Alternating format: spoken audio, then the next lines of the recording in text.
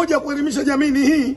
Nendeni mkawaambie katiba ya Yanga wasome, nendeni wana Simba wakasome katiba ya klabu ya Simba, waambieni wana Pamba wakasome katiba ya Pamba, waambieni wana Azam wakasome katiba ya Azam. Ipo. Mpira umevamiwa.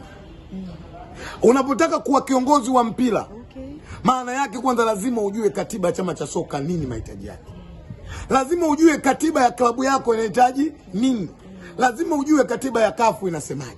Lazima ujue katiba ya FIFA inazungumza nini.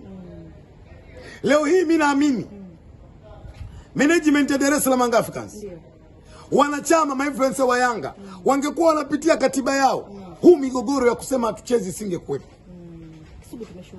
Kwa sababu katiba zao zinasema, ziko wazi kabisa, the very clear, kwamba wako tayari kupokea maagizo yoyote yanayotoka kwenye chama cha mpira wa miguu Tanzania, TFF. Leo TFF anakuja anasema, ambaye umemkiri katika katiba yako, ambaye mimi naamini ndio muongozo wa klabu yako, yeye anasema tarehe 15 tunacheza, wewe unasema hatuchezi. Hapa kuna shida.